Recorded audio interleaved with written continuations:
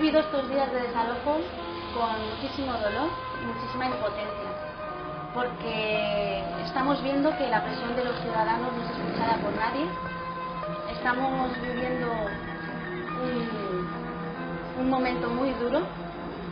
Yo que, como el resto de muchos compañeros, vamos al río habitualmente, conocemos a las personas que viven allí, con sus nombres, sus apellidos, sus historias, conocemos de las necesidades, sus preguntas, sus respuestas.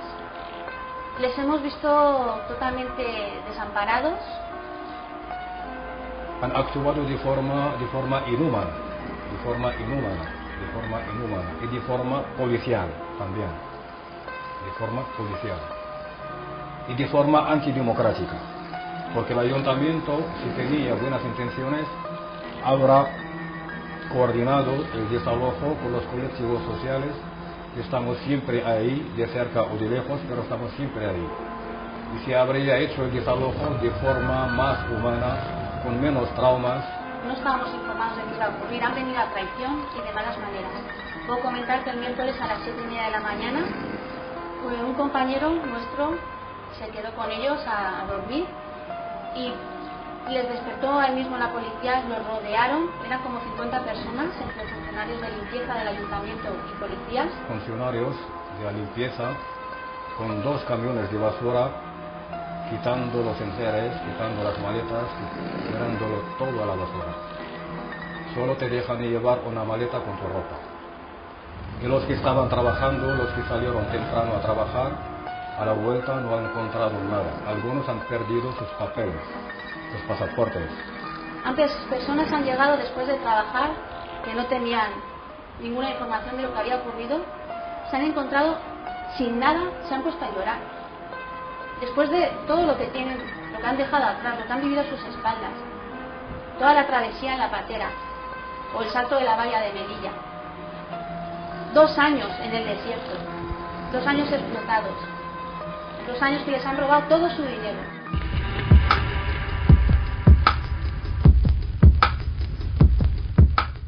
Y yo que me he quedado muy sorprendida con el comportamiento policial. Han tenido unos comentarios muy duros hacia ellos, que eso no se ha grabado en cámaras, no hay fotografías, pero han habido patadas, han habido empujones, les han echado de los colchones de la cama mientras dormían, les han tirado a la basura mantas, pertenencias importantes para ellos como fotografías, papeles, etc. No hacía falta venir a las 7 de la mañana, despertar a la gente con patadas, de malas maneras, y insultando, en algunos casos insultando. A uno le tiraron sus papeles en el estanque de agua que había ahí. Había poca agua, pero le tiraron sus papeles ahí, solamente por preguntar a dónde le van a llevar.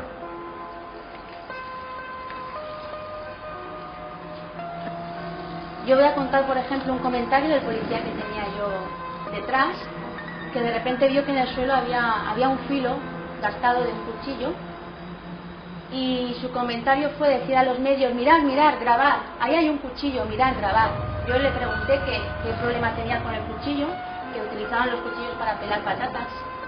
El policía me dijo que él no veía patatas por aquí, y yo le respondí: no, las acababan de tirar a la basura, porque la comida también nos estaban tirando a la basura. Que me digan a mí quién tiene una mentalidad de delincuente. ¿Quién puede pensar viendo un cuchillo en el suelo, grabar? Esos son los trabajadores que tenemos en nuestro ayuntamiento. Así piensan y así actúan. Se les ha dicho que no les dejan tirarlos a la basura, sino ellos también hubieran ido a la basura. Se les ha dicho a ellos.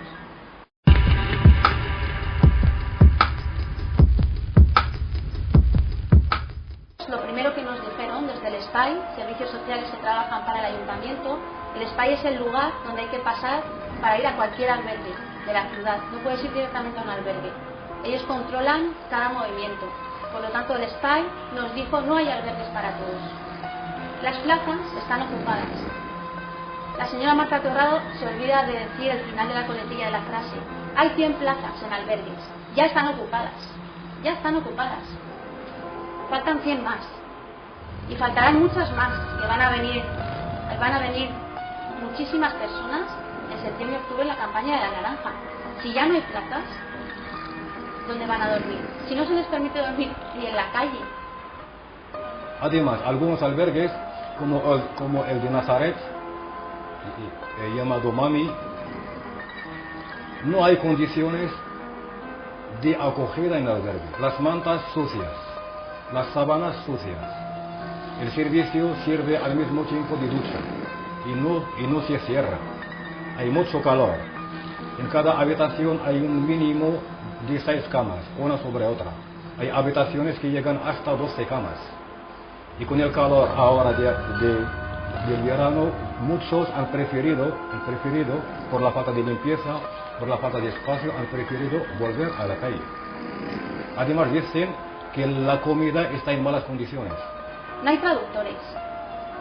Yo he estado en el río durante todo el año pasado y he visto trabajadores sociales venir a querer llevarse a los albergues, y su actuación es la siguiente. El primer día, que ya les dijimos por favor no vuelvan a hacer esto, el primer día fueron con linternas y los iban despertando con la linterna, la luz en la cara. ¿Cómo te llamas? ¿Cuánto tiempo llevas aquí? ¿Por qué has venido aquí? ¿Tienes pasaporte? Mañana, si quieres, a las 8 de la mañana tienes una cita en la calle Gobernador Viejo. Le dan un papelito, ¿vale? Y ellos sí, no han entendido nada. En primer lugar, la mañana siguiente van a trabajar. El horario de oficina de los funcionarios no funciona para estas personas. En ese horario se están trabajando. Las clases de castellano que dan en los albergues no funcionan para ellos, porque a las 5 de la tarde no pueden acudir, porque están o trabajando o buscándose la vida, aparcando coches, etc. Además, muchos, con el miedo, aterrorizados, han abandonado el río y no han vuelto más a tener contacto con la administración. Lo más adecuado para ellos es un centro de acogida permanente y público, que les abra de verdad las puertas para una verdadera integración, donde pueden aprender castellano, conocer la ciudad, y pueden salir y volver de forma libre.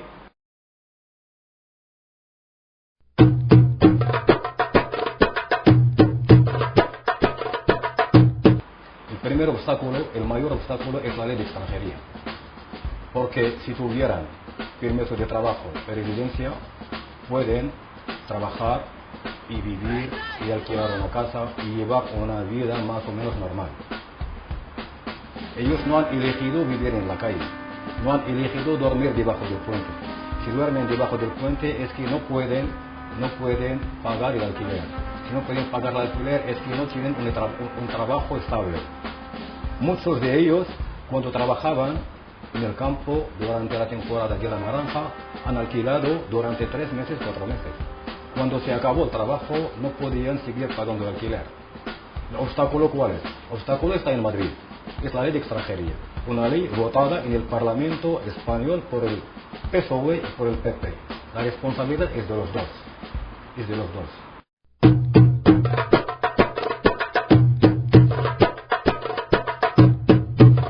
Que se malpagaste. Es un acuerdo entre empresarios, sindicatos y la Generalitat, firmado hace 6 años, creo, hace 6 años, y un montón de dinero. Y firmaron para la construcción, entre otras cosas, entre muchas cosas, la construcción de 12 centros de acogida, o 12 centros de acogida. Durante 6 años no se ha construido ni uno. No se ha construido ni uno. La responsabilidad es de la Generalitat, es de los empresarios y también de los sindicatos. La Generalitat hace su trabajo hay que engañar, es no cumplir las promesas, pero los sindicatos, su trabajo es presionar para que un acuerdo firmado de forma responsable se cumpla de forma responsable.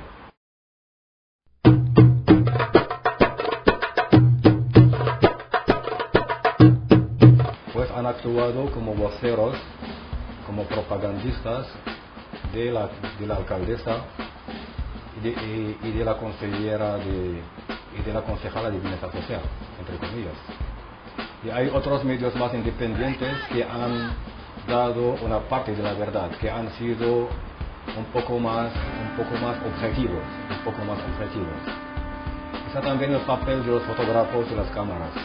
Algunos fotógrafos solamente buscan el morbo, buscan la imagen más sucia, no como una forma de denuncia, no, como una forma de ensuciarnos a nosotros también, a los que están ahí.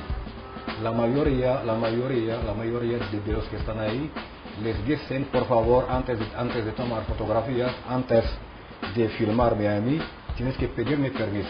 La mayoría de los fotógrafos no respetan esto y actúan con una falta de respeto y una falta de ética. Actúan como buitres, en busca de un scoop que nunca encuentran. Y si tuvieran cojones, irán al barrio de las Cañas para buscar de verdad el morbo donde está.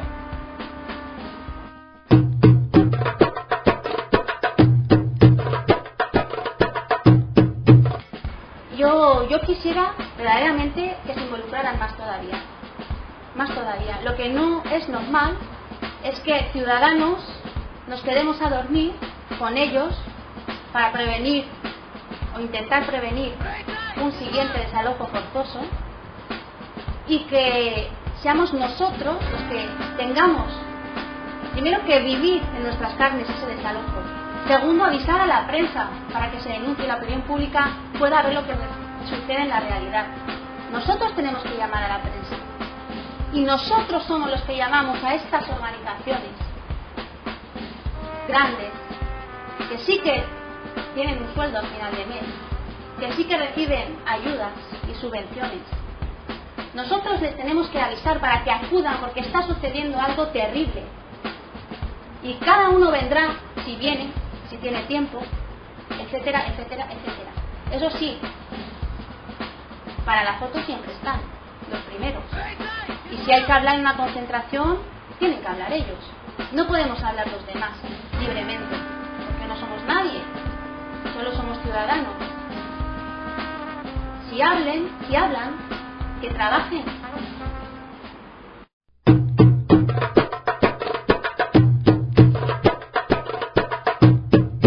¿Qué tipo de cooperaciones? Ir a un país, darles un poquito, cuando se lo estamos robando todo. O sea, los países necesitados están necesitados porque Occidente les está robando todo. La materia prima nos la traemos aquí. Ponemos ahí nuestras empresas. También allí los explotamos y les pagamos 2 pesetas para que puedan comer mínimamente arroz la familia al día y poco más. O sea, ellos tienen que venir aquí porque nosotros les estamos robando allí todo. Entonces, estas asociaciones, organizaciones que hablan y se escudan en la cooperación, ¿qué cooperación es? ¿Robarles todo?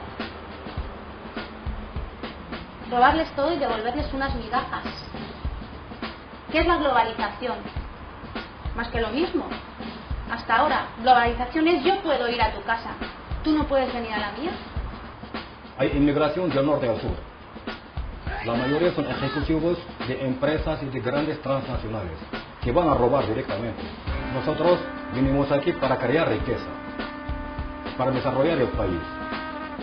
Y nos necesitan. Pero el Estado, el capital de aquí, quiere mano de obra sin derechos.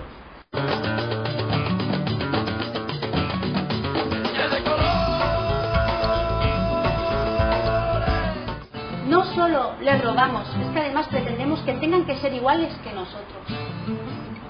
Unas culturas que tienen con unos valores que ya nos gustaría, que los hemos perdido aquí. Porque este sistema de trabajo de capitalista nos lleva a una vida de estrés, nos crean unas enfermedades antes desconocidas que ellos allí no tienen.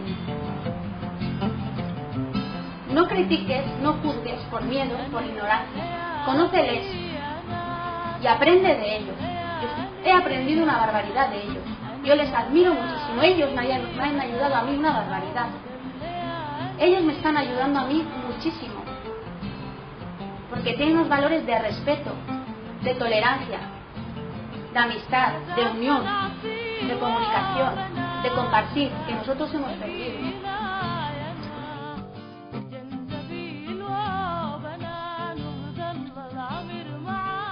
La inmigración es un derecho. son derechos reconocidos en la Declaración Universal de Derechos Humanos. El artículo 13 de la Declaración dice que cualquier ciudadano tiene derecho a abandonar su país y tiene derecho a volver a su país. Esta declaración está firmada por el Estado español, está firmada por casi todos los estados, todos los gobiernos, y tiene la obligación de cumplirla. La inmigración es un factor positivo, es un hecho histórico que nadie puede parar. La inmigración es un factor de desarrollo. La situación económica ahora de España será otra sin la mano de obra que ha venido de fuera. Las mujeres españolas no pueden ejercer su derecho al trabajo sin las trabajadoras domésticas que vienen de fuera.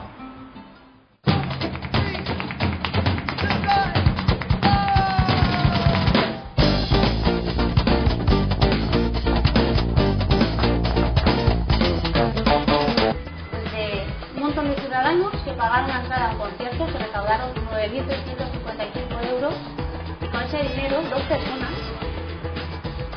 alquilaron un bajo y un primer piso. Eso fue el año pasado, en febrero del año pasado. No hubo nadie en el río, más que un pequeño grupo de personas. Unas 10 personas que quedaron por voluntad propia de las 100 que habían. En este lugar, que fue Ruzafa, vivieron durante 6 meses más de 100 personas y pasaron más de 400. Gracias a los vecinos y amigos de amigos se les empadronó, se les sacó tarjeta sanitaria, se les dio clases de castellano, se les ayudó a buscar habitaciones, etcétera, etcétera, etcétera. Tenían comida, tenían duchas. Y muchos de ellos de este local se fueron ya a vivir una vida digna, se fueron a pisos, porque estaban integrados en un barrio que les acogió. La plataforma de vecinos de Ruzafa estaba informada de lo que íbamos a hacer y nos apoyó. Adelante, nos vamos a ayudar y entre todos los ayudamos. Los tenderos les cobraban la mitad, por ejemplo, cuando iban a comprar. Existe la integración, solo hay que querer hacerla.